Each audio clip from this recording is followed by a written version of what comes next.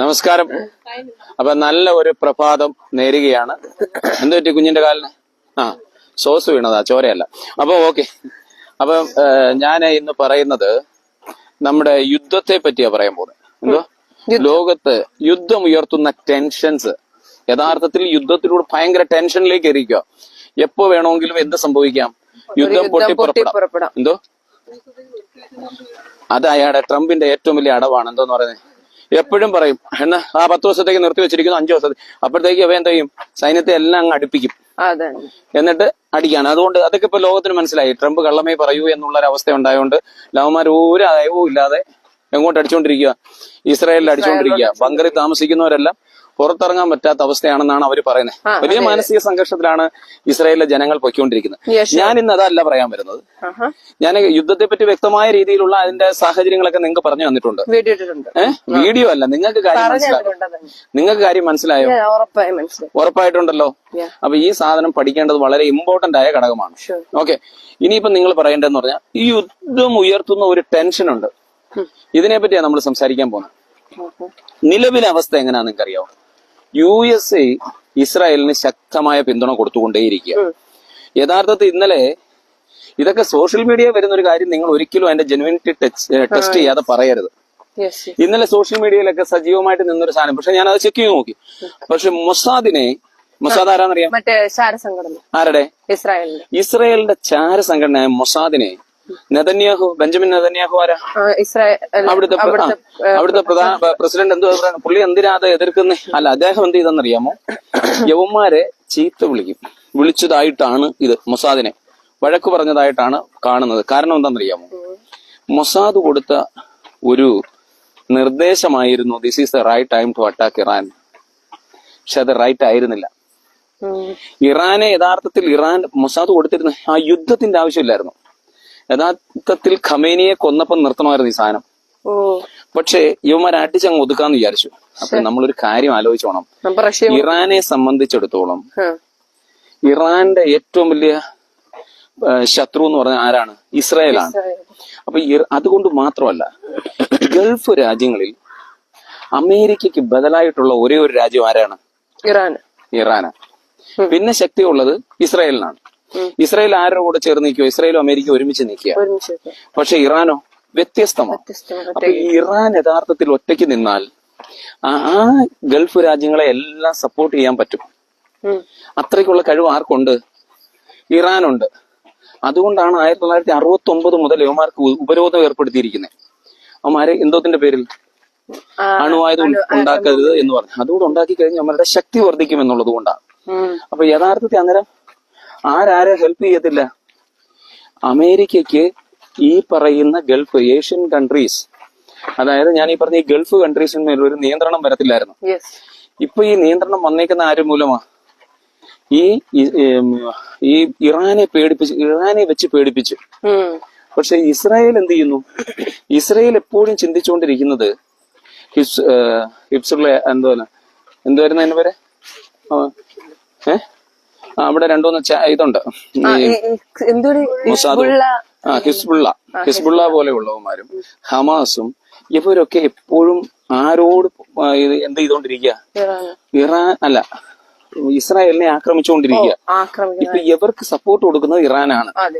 അപ്പൊ ഇറാൻ ഇന്നല്ലേ നാളെ ആരെ അടിക്കുമെന്ന് അവന്മാരുടെ ചിന്ത. ഇസ്രായേലിനെ അടിക്കുമെന്ന് ആര് ചിന്തിക്കുക? ഇസ്രായേൽ ചിന്തിക്കുക. അപ്പൊ ഇസ്രായേൽ എന്ത് ചെയ്യണം? യുവമാർക്ക് ശക്തി കൂടുന്നതനുസരിച്ച് മുൻകൂട്ടി അടിക്കണം. അപ്പം കരുത്തനായ അടിക്കാൻ പിന്നെ പറ്റത്തില്ല. അപ്പൊ എവിടാണോ സാഹചര്യം വരുന്നത്, ഇപ്പൊ ട്രംപിന്റെ കൂടെ ഒരു യുദ്ധക്കൊതിയനും യുദ്ധവെറിയനുമാണ്. കാരണം എന്താ? അയാളുടെ കയ്യിലിരിക്കുന്ന, അയാൾക്ക് ലോകത്ത് വലുതാവാൻ അമേരിക്ക യഥാർത്ഥത്തിൽ നമ്മളൊരു കാര്യം ചിന്തിക്കണം. അമേരിക്ക എന്ന് പറഞ്ഞാൽ ലോക പോലീസാ.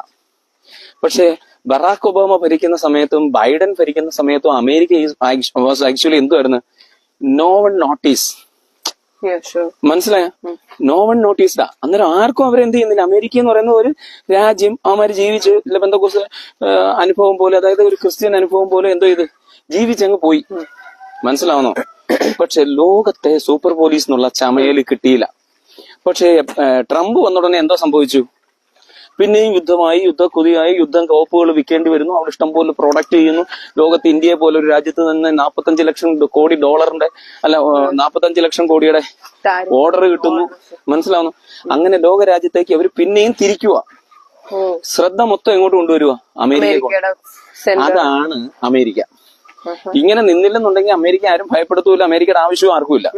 അപ്പൊ ചോദിക്കും, ലോകത്ത് സമാധാനത്തോടെ ജീവിക്കാനാണോ ആളെന്ന്? എന്നാ പിന്നെ നമ്മുടെ വീട്ടിലും ഒരു പ്രശ്നമില്ലാതെ നമുക്ക് ജീവിക്കാൻ പറ്റണ്ടേ? ഇതേ കൺസെപ്റ്റ് അവർക്ക്, നമുക്കല്ലെന്ന്.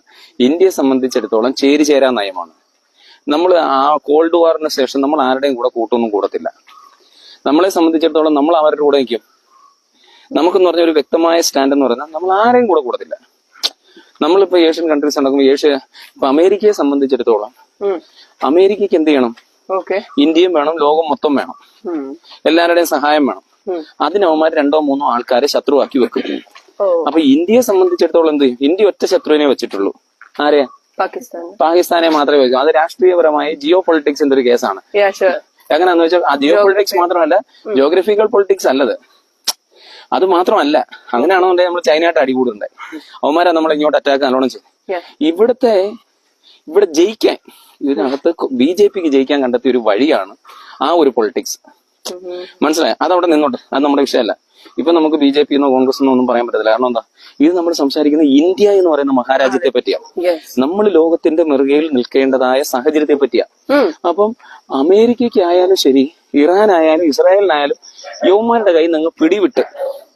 കാരണം ഇറാന്റെ പരമോന്നത നേതാക്കന്മാരെ കൊന്നു, ഖമേനിയൊക്കെ കൊന്നു കഴിഞ്ഞാലും യവന്മാരെന്ത് ചെയ്ത് ഇല്ല, പപ്പടം ഉണ്ടാക്കുന്നതിന്റെ കൂട്ടാണ് എന്തോ ഉണ്ടാക്കുന്നത്, ഡ്രോണുകൾ ഉണ്ടാക്കിയിടുന്നത് എന്ന് പറഞ്ഞു കഴിഞ്ഞാൽ അവിടുത്തെ ഒരു 10,000 അല്ലെ 50,000 രൂപയുടെ സാധനങ്ങളെ പോലെ ഇങ്ങനെ ഉണ്ടാക്കുക.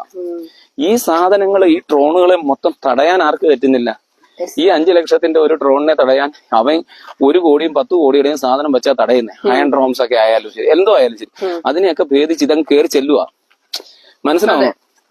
അവന്മാരില്ല പപ്പടം ചുടുന്നതിന്റെ കൂട്ടി ഇപ്പൊ അങ്ങ് ചുട്ടോണ്ടിരിക്കുക. അപ്പൊ യവന്മാര് ഈ അറ്റാക്ക് അങ്ങ് വളരെ ശക്തമാക്കി. ലോകം എവിടാ? ഇസ്രായേലിന് നേരെ. അതോടൊപ്പം തന്നെ ആഴ്ചയിൽ ഒരു വട്ടം, ഇന്ന് രാവിലെ കുവൈറ്റിനെ അടിച്ചിട്ടുണ്ട്. കുഴപ്പമൊന്നും പറ്റിയില്ല.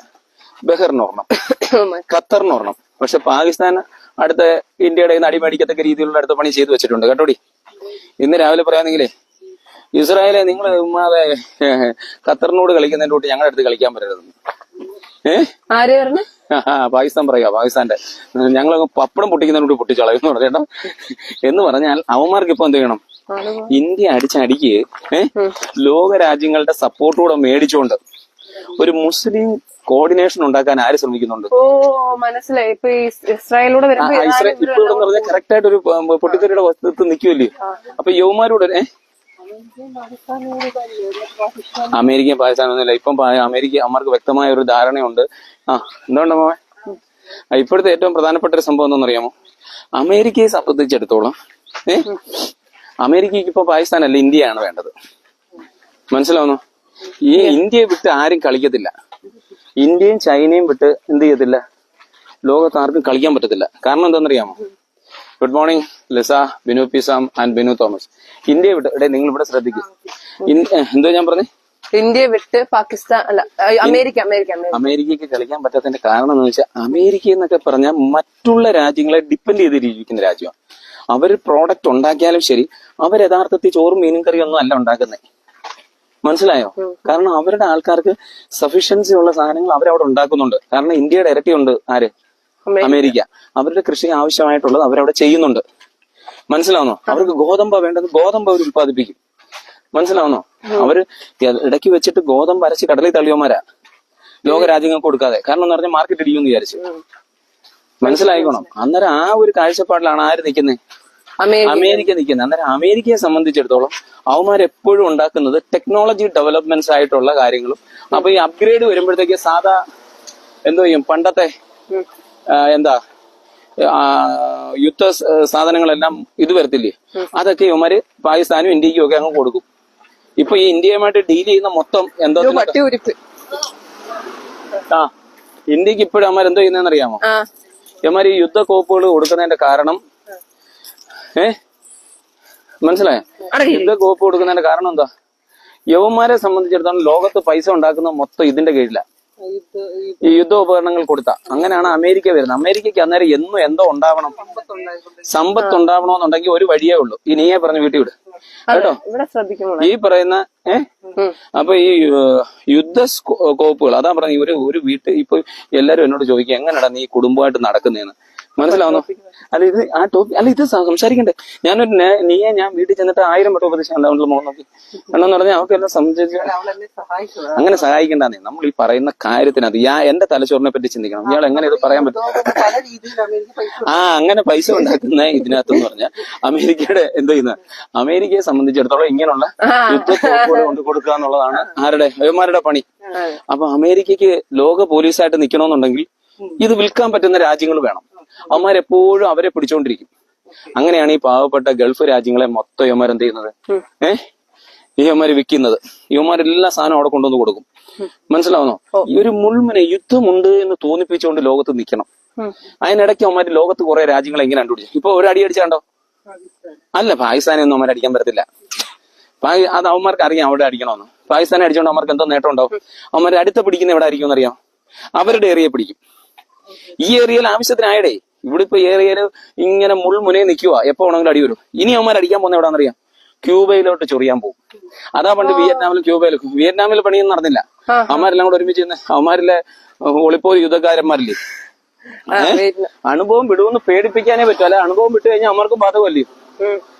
അവിടെ ആ പണി നടക്കത്തില്ല. അങ്ങനെയുള്ള സംഭവത്തിലാണ്. അപ്പൊ ഞാൻ ഈ പറഞ്ഞു വരുന്ന യുദ്ധത്തിന്റെ ടെൻഷൻ കൂടി നിൽക്കുന്ന ഒരു സമയമാണ്. ഏത് നിമിഷവും വേണമെന്നുണ്ടെങ്കിൽ ഒരു യുദ്ധം പൊട്ടിപ്പുറപ്പെടാം. അപ്പൊ ഇസ്രായേലിന് അമേരിക്ക സഹായം ഇങ്ങനെ കൊടുത്തുകൊണ്ടിരിക്കുന്നു. ഫുൾ സ്കെയിൽ യുദ്ധം ഉണ്ടോ? ഇപ്പം ഇല്ല. എന്നാ എന്തോ നടക്കുന്നുണ്ട്, ഒരു പ്രോക്സി അറ്റാക്ക് നടക്കുന്നുണ്ട്. മനസ്സിലാവുന്നോ? ഈ ഹിബ്സുള്ള അതെന്തോ അതെനിക്ക് വായി വരത്തില്ല. ഹിബ്സുള്ള മനസ്സിലായോ? എനിക്ക് പെട്ടെന്ന് ഓർമ്മ വരുന്നുണ്ട്. ഈ ഹിബ്സുള്ളയും അതോടൊപ്പം തന്നെ ഈ മിലിറ്റൻസും വെച്ചുകൊണ്ടുള്ള യുദ്ധം യഥാർത്ഥത്തിൽ ഉണ്ട്. അതായത് that means there is a proxy war. ഉണ്ട്. യുദ്ധം ഉണ്ടോ? ഉണ്ട്. യുദ്ധം കടുപ്പിച്ചേക്കുവാണോ? അല്ല. നിങ്ങൾക്ക് ഐഡിയ കിട്ടുന്നു. ഈ ഒരു സ്റ്റേജ് ഉണ്ടാക്കിക്കൊണ്ടിരിക്കുക. പക്ഷെ കയ്യിൽ നിന്ന് പൊയ്ക്കൊണ്ടിരിക്കുകയാണ്. കാരണം എന്താ? യവന്മാരടിച്ചതിന്റെ കൂട്ടി ഈ ഇറാൻ ഇവിടം വരെ പിടിച്ചു നിൽക്കുന്നുള്ളവന്മാർ അറിഞ്ഞില്ല. ഇറാന്റെ കയ്യിലെ യുദ്ധശേഖരത്തെ പറ്റി വ്യക്തമായ അതാണ് പറഞ്ഞ മൊസാദിന്റെ ഏറ്റവും വലിയ നെഗറ്റീവ്. കാരണം എന്താന്ന് വെച്ചാൽ ഇറാൻ എന്ത് പഠിപ്പിച്ചു? ഈ സാധനം ഡ്രോൺ വന്നതിന് ശേഷം ഭയങ്കരമായ മാറ്റമാണ്. ഈ ഡ്രോണിനകത്തൂടെ ഈ ബോംബ് കൊണ്ടുവന്നിട്ടിട്ട് ചെലവ് കുറഞ്ഞ രീതിയിൽ കൊണ്ടുവന്ന് അടിക്കാം. അന്നേരം ഇറാൻ കൃത്യമായിട്ട് ഇത് ചെയ്യുക. മനസ്സിലാവുന്നോ? അപ്പം ജനങ്ങളുടെ എല്ലാം മനസ്സിൽ എന്തോ ഉണ്ട്, എ ചാൻസ് ഫോർ വോർ. അതിങ്ങനെ കിടക്കുക. മനസ്സിലാവുന്നോ? ആ ഒരു ചാൻസ് ഉണ്ടാക്കി വെക്കുന്നോണ്ട് ഗുണം ചെയ്യുന്ന ഏക ആൾക്കാരാരാ? അമേരിക്ക. മനസ്സിലായോ? അപ്പൊ ഇനി ഞാൻ അന്നേരം പറഞ്ഞു യുദ്ധമുണ്ടോ? ഞാൻ ഇപ്പൊ ചോദിച്ചതെന്ന് പറഞ്ഞാൽ ഇപ്പോഴത്തെ പ്രസന്റ് സിറ്റുവേഷൻ എന്താണെന്ന് അറിയാൻ വേണ്ടിയാ. ഇവിടെ ഏറ്റവും വലിയ പ്രോബ്ലംസ് പറ്റിയെന്ന് പറഞ്ഞാൽ ഈ ഹോർമൂസ് കടലിടുക്ക് വലിയൊരു പ്രശ്നം. അതിനെപ്പറ്റി ഞാൻ വ്യക്തമായി പറഞ്ഞതുകൊണ്ട് ഞാൻ അതിനെപ്പറ്റി ഇനി സംസാരിക്കുന്നില്ല.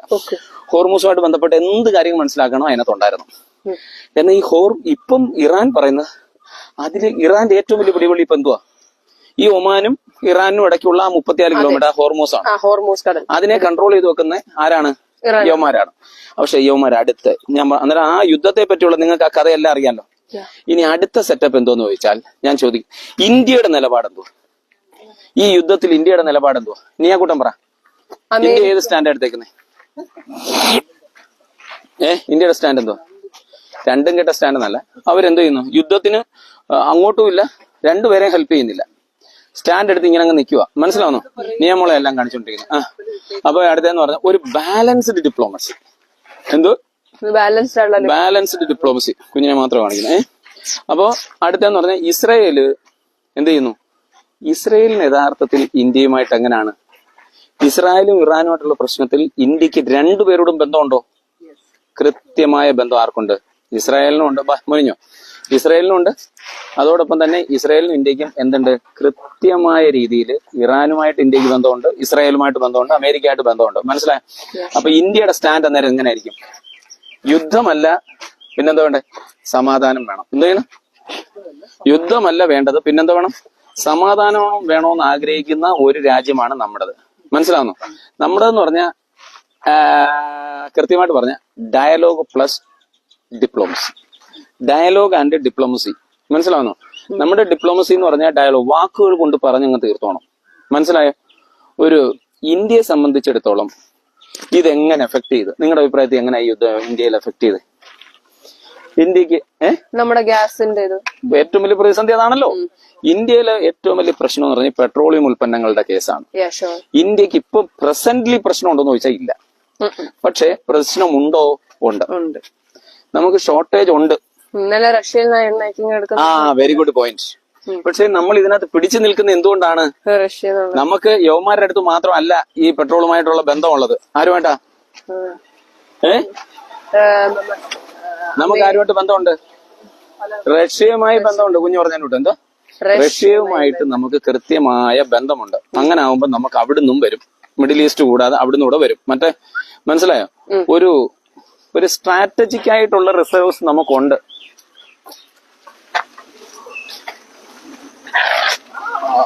കേട്ടോ, ഒരു സ്ട്രാറ്റജിക് ആയിട്ടുള്ള റിസർവ്സ് നമുക്കുണ്ട്. ആവശ്യമായിട്ടുള്ള പെട്രോളിയം ഉൽപ്പന്നങ്ങൾ നമ്മൾ എന്ത് ചെയ്ത് വെച്ചിട്ടുണ്ട്?